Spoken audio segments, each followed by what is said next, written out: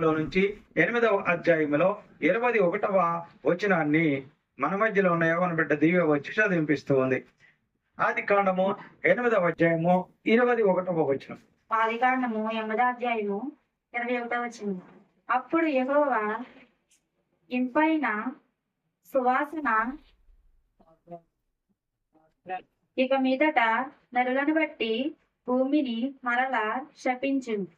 ఎందుకనగా నరుల హృదయాలోచన వారి బాల్యము నుండి చెడ్డది. నేనిప్పుడు చేసిన ప్రకారము ఇకను సమస్త జీవులను సంహరింపును. అప్పుడు యెహోవా ఇంపైన సువాసన నా గ్రహించి ఇక మీదట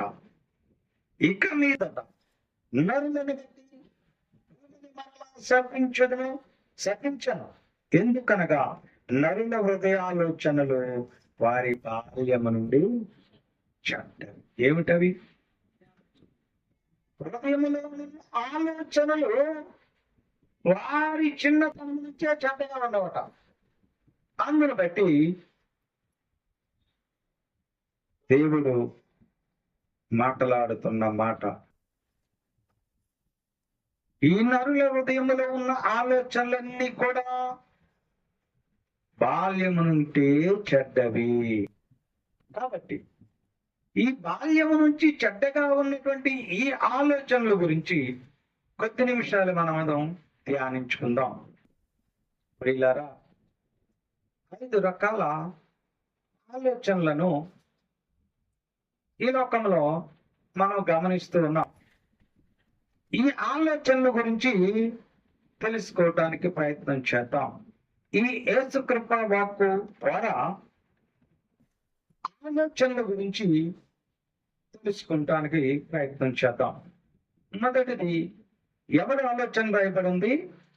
నరుల ఆలోచన. మరి నరుల ఆలోచన ఏమిటి?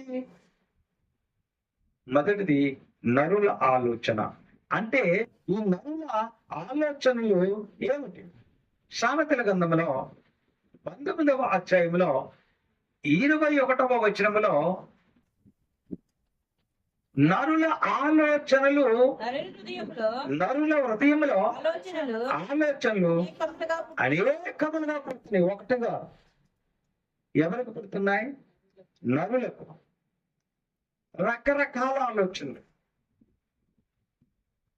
క్రూరమైన ఆలోచనలు, దుష్టమైన ఆలోచనలు, మంచి ఆలోచనలు, చెడ్డ ఆలోచనలు, బాగు చేయలేని ఆలోచనలు, అసూయ ఆలోచనలు, ఇలా రకరకాల ఆలోచనలు నరుల యొక్క హృదయంలో నుండి పుడుతూ ఉండవట.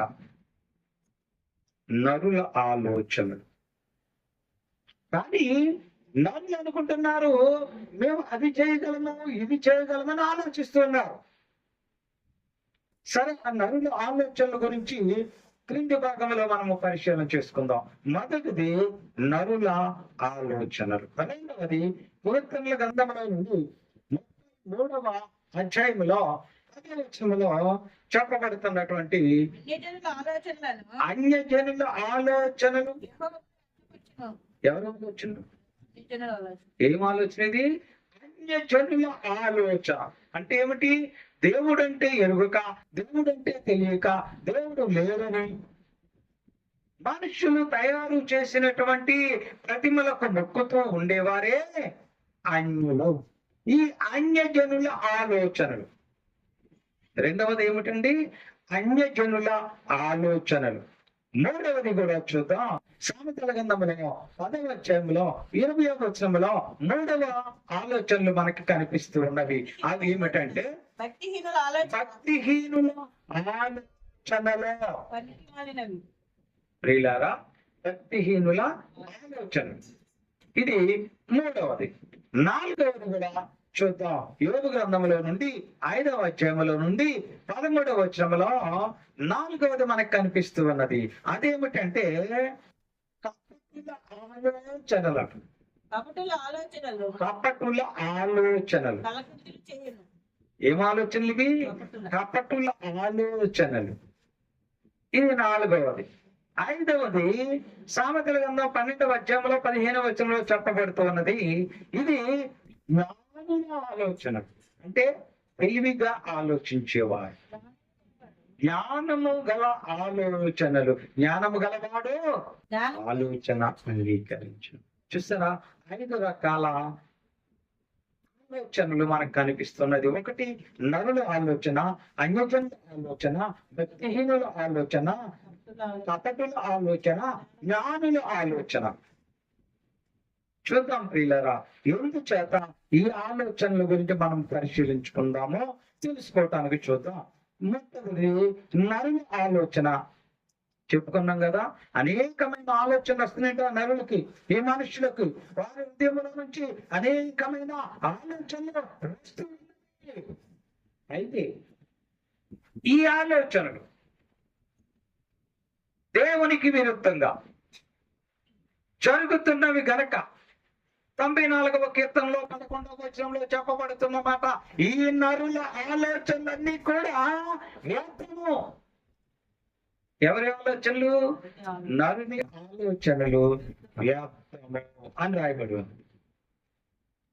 ఈ నరుని ఆలోచనలు ఎలాంటివేనంటే లోతైన బావిలో నీళ్ల వంటివి అని సామెతల గ్రంథం 20వ వచనంలో చెప్పబడుతూ ఉన్నది. ప్రియులారా గమనించండి. ఇప్పుడు నరుల ఆలోచనలు అనేకంగా వస్తున్నాయి. ఆ నరులు ఎవరు అంటే మీరు, నేను, మనమందరం నరులమే. మన ఆలోచనలు అనేకంగా ఉంటున్నాయి, కానీ అవన్నీ కూడా వేస్ట్, వ్యర్థం అని దేవుని వాక్యము సెలవిస్తూ ఉన్నది. 2వ ఆలోచన చెప్పుకున్నాం కదా మనం, అన్యజనుల ఆలోచన. మరి అన్యజనుల ఆలోచనలో యెహోవా వ్యర్థపరచును అని రాయబడు. వాళ్ళు ఎన్నో ఆలోచిస్తుంటారు, నేను అలా చేయాలి, నేను ఇలా చేయాలి, నేను ఇలా ఉండాలి, అలా ఉండాలి అని అనేక రకమైన ఆలోచనలు కలిగి ఉండవచ్చు. కానీ ఆ ఆలోచనలను అన్ని కూడా ఏమంటుందంటే దేవుని వాక్యము, దేవుడంట వ్యర్థపరుస్తాడు. ఆలోచనలు జరగనివ్వడట. ఎవరి ఆలోచనలు? అన్యుల ఆలోచనలు జరగనివ్వను. మూడవది మనం చెప్పుకున్నాం, భక్తిహీనుల ఆలోచన. ఎవరైతే దేవుని యందు భక్తులు లేకుండా ఆలోచిస్తారో, మేము మేడ కట్టాలి, మిద్ది కట్టాలి, కారు కొనాలి, ఇలా రకరకాల ఆలోచనలు, మేము బంగారం కొనాలి అనేటువంటి ఆలోచనలతో ఉన్నటువంటి భక్తిహీనుల ఆలోచన. యోబు గ్రంథం 22వ అధ్యాయంలో భక్తిహీనుల ఆలోచన 22వ అధ్యాయం 18వ వచనంలో చెప్పబడుతుంది. ఎవరైతే భక్తిహీనముగా ఉండి ఆలోచనలు చేస్తారో వారి ఆలోచన నాకు దూరమైపోవును గాక అంటున్నాడు. భక్తిహీనుల ఆలోచన నాకు దూరమవును. చూస్తారా, అది 3వ ఆలోచన కదా. 4వ ఆలోచన చూద్దాం. 4వ ఆలోచన కపటమైన ఆలోచన. ఈ కపటుల ఆలోచన ఏమవుతుందని రాయబడి ఉన్నది యోబు గ్రంథం 5వ అధ్యాయం 13వ వచనంలో. కపటుల ఆలోచన తలల కింద అయిపోతాడు, ఏదో చేయాలనుకుంటాడు. కపట ఆలోచన, కపటోపాయం చేద్దాం, కుట్రపూరితమైనటువంటి ఆలోచనతో అలా చేయాలి, వాళ్ళని పాడు చేయాలి, వీళ్ళని పాడు చేయాలి, మేము సంపాదించి వారి యొక్క ఆస్తి మేము వేసుకోవాలి, వారి ఇల్లు మేము వేసుకోవాలి, ఇలా రకరకాల ఆలోచనలు కలిగి ఉంటారు కపటులు. ఈ కపటుల ఆలోచన ఏమవుతుందంట? తల్ల కిందులు అయిపోతాడు. ప్రియులారా ఆలోచించండి.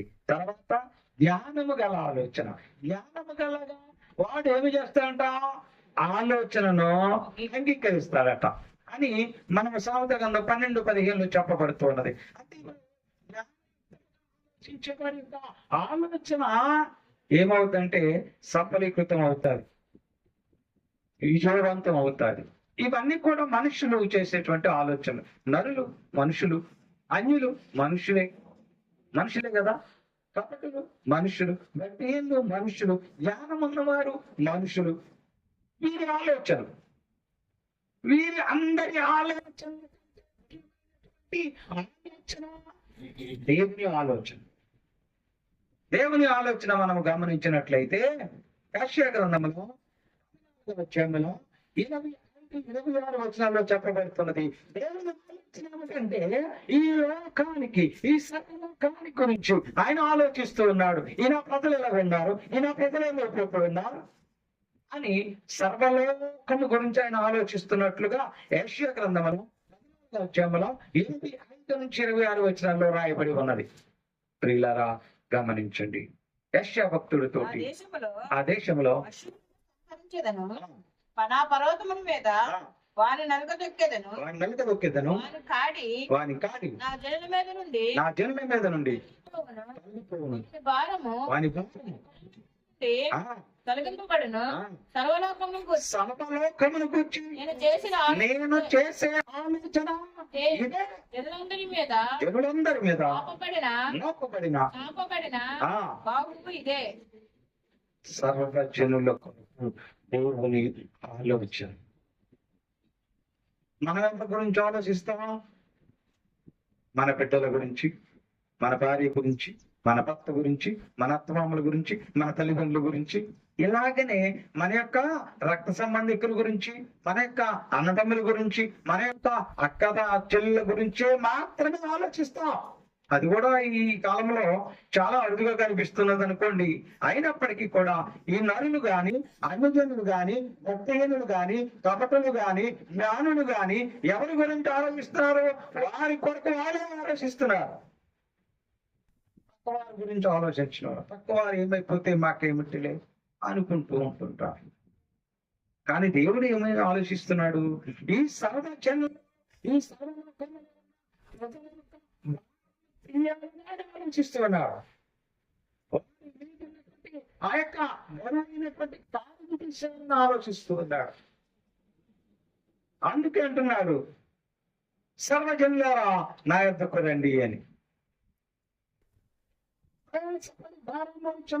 సమస్తమైన జనులారా నా యొద్దకు రండి, మీకు నేను విశ్రాంతిని అనుగ్రహిస్తానంటూ ఉన్నాడు.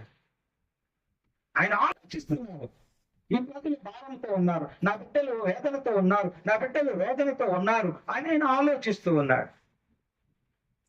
మరి ఈయన ఆలోచన, దేవుని ఆలోచన యెషయా గ్రంథంలో 33వ అధ్యాయంలో 11వ వచనంలో దేవుని ఆలోచన సదా కాలము నిలిచినట. మన ఆలోచన నిలుస్తారా? ఈ రోజు మనకెవరైనా చిన్న మేలు చేస్తే వారు చాలా మంచివారండి అని అంటాం. యెహోవా ఆలోచన సదాకాలము నిలుచును. ఆయన సంకల్పములు సదాకాలము దేవుని ఆలోచన నిలుచును. తర్వాత సదాకాలము నిలుచును, తరతరములకు ఆయన సంకల్పంలో తరతరములు ఉండును. తరతరములు ఉండును. మన ఆలోచన మనకి సహాయం చేస్తే మరి చాలా మంచిరమ్మా అంటూ ఉంటాం. ఒకవేళ 3 రోజుల తర్వాత, వారం రోజుల తర్వాత మళ్ళీ మనం ఏదైనా సహాయం అడిగితే ఇవ్వలేదనుకోండి, మన ఆలోచన మారిపోద్ది.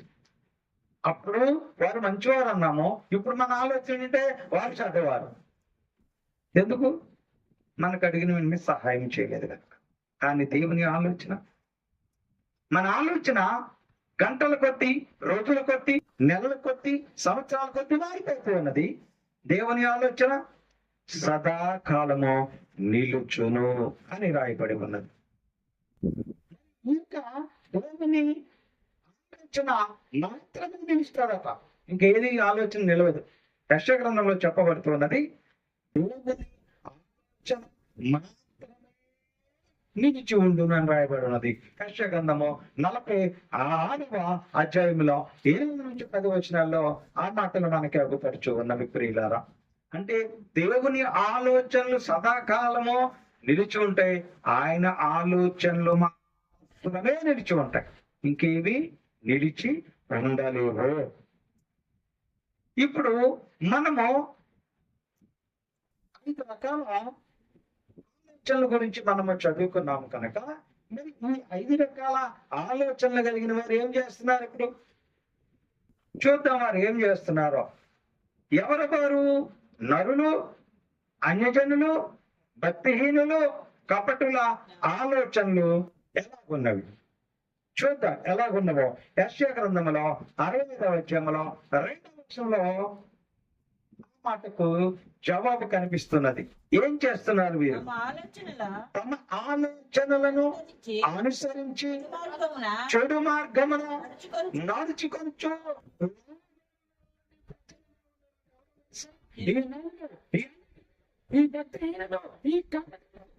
ఎలా ఉన్నారు? ఎలా ఉన్నారు? తమ ఆలోచనల చొప్పున. నా ఆలోచనే మంచిది, ఎవరు ఆలోచన నాకు అక్కర్లేదు అని ఆ ఆలోచనలు అనుసరించి చెడు మార్గములో నడుస్తున్నారట. ఏ మార్గం అది? చెడు మార్గములో నడుస్తున్నారు. ఈ చెడు మార్గములో నడిచి దేవుని వాక్యానికి ప్రజలుగా వీరుంటున్నారట. అందుకే నరుల హృదయ ఆలోచనలు బాల్యము నుండి చెడ్డవి. నరుని ఆలోచనలు వ్యర్థము. కపటుల ఆలోచనలు తల్లకిందులైపోతాయి. భక్తిహీనుల ఆలోచనలు దేవునికి దూరంగా అయిపోతాయి. ఈ ఆలోచన కలిగినటువంటి ఈ మానవుడు దేవునికి లోపడక, దేవుని మాటలు వినక, దేవుని వాక్యాన్ని లెక్క చెయ్యక చెడు మార్గంలో నడుస్తూ దేవునికి లోబడని పిల్లలుగా బ్రతుకుతున్నారు. ప్రియులారా, గమనించండి. అందుకే దేవుని వాక్యం మనందరితో చెప్తున్నది, అయా నీవు హృదయంలో చెడ్డ ఆలోచన కలిగి ఉన్నావు, అన్యజనునిగా నువ్వు ఆలోచిస్తున్నావు, భక్తిహీనునిగా నువ్వు ఆలోచిస్తున్నావు, కర్తహీనునిగా నువ్వు ఆలోచిస్తూ ఉన్నావు. కాబట్టి అగ్గై గ్రంథంలో దేవుడు వాక్యము ద్వారా మనందరితో మాట్లాడుతున్నాడు. 1వ అధ్యాయం 5వ వచనంలో సైన్యములకు అధిపతి సాధించినదేమనగా మీ ప్రవర్తనను గూర్చి ఆలోచించుకోండి. చాలు, మీ ప్రవర్తనను గూర్చి ఆలోచించుకోవాలి. మీరు ఏం చేస్తున్నారు ఇప్పుడు? నరులు, భక్తిహీనులు, అన్యజనులు, కపటులు తమ ఆలోచనలు చెడు మార్గంలో నడుచుతున్నారట. అందుకనే దేవుడి వాక్యం ద్వారా మనందరితో మాట్లాడుతున్నాడు. ఏమని? కాబట్టి సైన్యములకు అధిపతికి యెహోవా సెలవిచ్చినదేమనగా మీ ప్రవర్తన గురించి ఇప్పుడైనా మీరు ఆలోచించుకోండి. ఇప్పుడైనా ఆలోచించండి, ఇకనైనా ఆలోచించండి. మీరు ఎలా ప్రవర్తిస్తున్నారు? చెడు మార్గంలో నడుస్తున్నారు, అసలు ద్వేషాలతో నడుస్తున్నారు, కక్షల కార్పణ్యాలతో బ్రతుకుతూ ఉన్నారు, భయం లేక బ్రతుకుతూ ఉన్నారు, పెడుతూ ఉన్నారు. కాబట్టి సైన్యములకు అధిపతికి యెహోవా సెలవిచ్చినది ఏమనగా మీ ప్రవర్తనను గురించి ఆలోచించుకోండి. ఇప్పుడే మీరు ఎలా ప్రవర్తిస్తున్నారు? పెద్దలంటే గౌరవం లేకుండా ప్రవర్తిస్తున్నారా? వ్యవసాయవాదులు లేకుండా ప్రవర్తిస్తున్నారా? విచ్చలవిడిగా ప్రవర్తిస్తున్నారా? చెడు మార్గంలో ప్రవర్తిస్తున్నారా? ఎలా ప్రవర్తిస్తున్నారు? ఇప్పుడైనా ఆలోచించుకోండి. ఒకవేళ మీరు ఆలోచించుకోకపోతే, ఒకవేళ మీరు ఆలోచన లేకుండా బ్రతికితే, అన్యజనుల ఆలోచనలాగా బ్రతికితే, భక్తిహీనుల ఆలోచనలాగా నీవు బ్రతికితే, కపటమైన ఆలోచనలతో నీవు బ్రతికితే, అనేకమైన దురాలోచనలు నీ హృదయంలో పెట్టుకుని నీవు బ్రతికితే, దేవుని వాక్యం హెచ్చరిక చేస్తూ ఉన్నది. అగ్గే గ్రంథంలో 1వ అధ్యాయం 6వ వచనంలో హెచ్చరిక చేస్తున్నది. నిన్ను హెచ్చరిస్తూ ఉన్నది. నీ ఆలోచనలకు ఉన్నదో, నీ ప్రవర్తనలకు ఉన్నదో హెచ్చరిక చూస్తూ ఉన్నది. ఆలోచించుకున్నది. మీకు కొంచెం పండుతుంది. మీరు భోజనం చేస్తారు కానీ మీకు తృప్తి తీరదు. మీరు నీళ్లు తాగుతారు కానీ మీకు దాహం తీరదు. కప్పుకుంటారు కానీ మీకు చలి ఆగటం లేదు. కష్టం చేసి జీవితం సంపాదిస్తాడు. ఎందుకు కష్టపడతారు? జీతం చినిగిపోయిన సంచులు ఇన్ని జీతము చిరిగిపోయిన సంచులు వేసినట్టుగా ఉన్నది. బాగా ధైర్యవంతుడు యెహోవా. సైన్యములకు అధిపతి యెహోవా వచ్చేదేమనగా, సెలవిచ్చినదేమనగా ప్రవర్తన గురించి మీ ప్రవర్తన జాగ్రత్తగా ఆలోచించుకోండి. మీరు ఎలా ప్రవర్తిస్తున్నారో ఆలోచించుకోండి. ఎందుకు? నీ హృదయ ఆలోచనలు బాహ్యం నుంచి చెడ్డవి. నీ హృదయంలో అనేకమైన ఆలోచనలు పుడుతూ ఉన్నవి. కపటమైన ఆలోచనలు కలిగి ఉన్నావు, వ్యర్థమైన ఆలోచనలు కలిగి ఉన్నావు, భక్తిహీనమైన ఆలోచనలతో బ్రతుకుతూ ఉన్నావు, భాషపూరితమైన ఆలోచనలతో జీవిస్తున్నావు. అందుచేత నీవెంత పంట పండించాలనుకున్నా తృప్తిగానే పండుతూ ఉన్నది. నువ్వెంత తిన్నా నీకు ఆకలి తీరటం లేదు. నువ్వెన్ని నీళ్ళు తాగినా నీ దాహం తీరటం లేదు. నువ్వు ఎన్ని మరి స్వెటర్లు వేసుకున్నా నీ చలి తీరటం లేదు. నువ్వెంత కష్టపడ్డా, చాలా మంది అంటుంటారు కదా, ఏముంటుందండి ఇంటిల్ని పాది కష్టపడుతున్నాము కానండి మా అప్పులు తీరటం లేదు. ఏముంటుందండి, మా ఆయన గారు నేను మా పిల్లలు కష్టపడుతున్నామండి, ప్రతిరోజు ఒక్క ఆబ్సెంట్ లేకోకుండా మేము పనికి వెళ్తున్నామండి, కానీ డబ్బులు ఏమైపోతున్నాయో తెలియదండి. ఎందుకు అవుతున్నాయి? ఎందుకు అలా జరుగుతున్నది? నీ ఆలోచన సరిగ్గా లేదు, నీ ప్రవర్తన సరిగ్గా లేదు. దేవుని వాక్యం సెలవిస్తున్నది, సైన్యములకు అధిపతి యెహోవా సెలవిచ్చినదేమనగా నీ ప్రవర్తన ఎలాగన్నదో ఆలోచించుకో.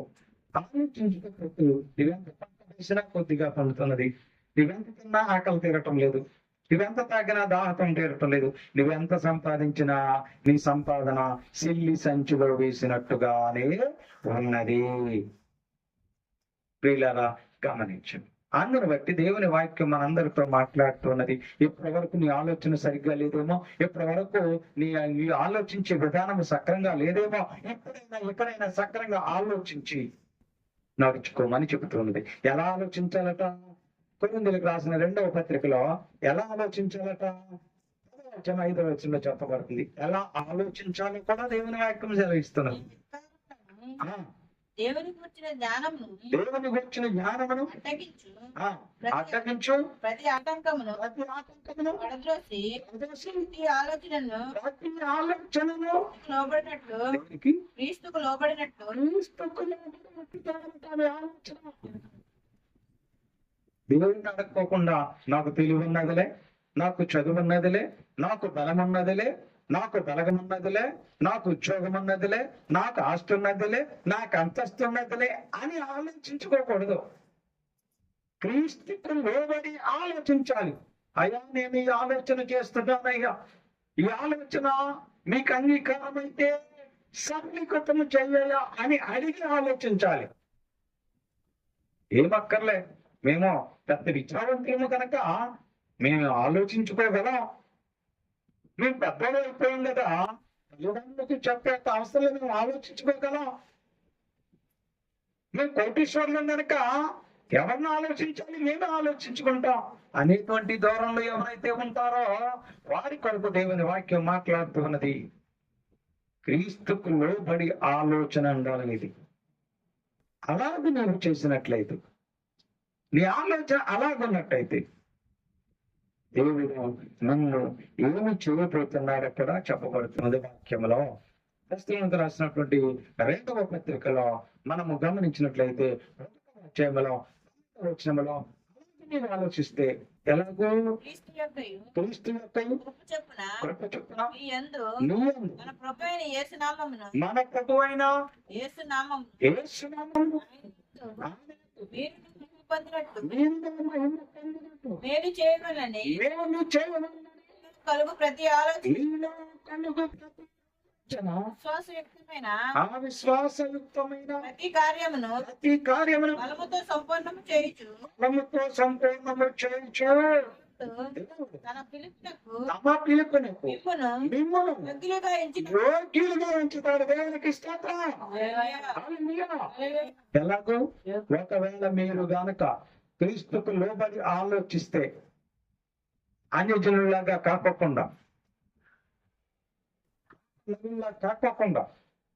భక్తిహీనుల్లా కాకోకుండా, కపటుల్లా కాకోకుండా మీరు క్రీస్తుకు లోబడి ఆలోచన చేస్తే మిమ్ములను యోగ్యులుగా తీర్చుతాడంట దేవుడు.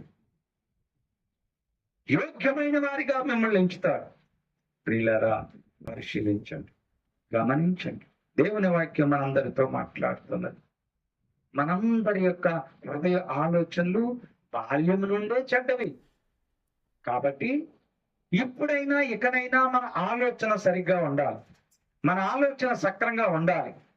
కుట్రపూరితమైన ఆలోచన కలిగి ఉండకూడదు. దుష్ట తలంపు కలిగి ఉండకూడదు. చెడు మార్గపు ఆలోచన కలిగి ఉండకూడదు. దేవునికి ఇష్టమైన ఆలోచన ఉండాలి. ఒకవేళ మీరు అలా ఆలోచించినా ఆయన అంటున్నాడు, నువ్వు కప్పంగా ఆలోచించావా, నీ ఆలోచన తల్లకిందులైపోతుంది. చాలా మంది అంటుంటారు, మేము ఒకటి ఆలోచిస్తే ఒకటి జరిగిందండి అంటారు. ఎందుకని? దేవుని దృష్టిలో ఆలోచించాలి. దేవుని ముందు ఎట్టాలని ఆలోచన. అయ్యా, మేము ఇది చేయాలనుకుంటున్నాం, మీ చిత్తమైతే జరిగించాలి తప్ప మా దగ్గర కోట్లు ఉన్నాయి, మేము ఇలా చేసేస్తాం అనుకోవటానికి ఆస్కారం లేదు. ప్రియులారా, గమనించండి. దేవుని చిత్తము, దేవుని ప్రణాళిక నీ జీవితంలో, నీ బ్రతుకులో నెరవేరాలంటే ఆయన చొప్పున ఆలోచించాలి. ఆయన ఆలోచనలు నిరంతరం ఉంటాయి, మన ఆలోచనలు గుర్తునిపోతాయి. కావున ప్రియమైన సంగమా, ప్రియమైన విశ్వాసులారా, గమనించండి, పరిశీలించుకోండి. మీ ఆలోచన యుక్తమైన ఆలోచన చేయండి. మిమ్ములను దేవుడు యోగ్యులుగా ఎంచుతాడు. అట్టి ఆలోచన కలిగి దేవుని ప్రణాళిక చొప్పున ముందుకు నడుస్తూ మీ ఆలోచనలు యావత్తు ఆయన మీదేసి మీ ఆలోచన సఫలపరుచుకుంటూ దేవుడు అనుగ్రహించే దీవెనలకు, ఆశీర్వాదాలకు మీ అందరూ పాత్రులుగా ఉండాలని మీకు తెలియపరుస్తూ నా కొద్ది మాటలు ముగిస్తూ ఉన్నాను. దేవుడు ఈ వాక్యమును మనందరి వినికిడిలో దీవించును గాక. ఆమేన్. మీ అందరికీ నా వందనములు.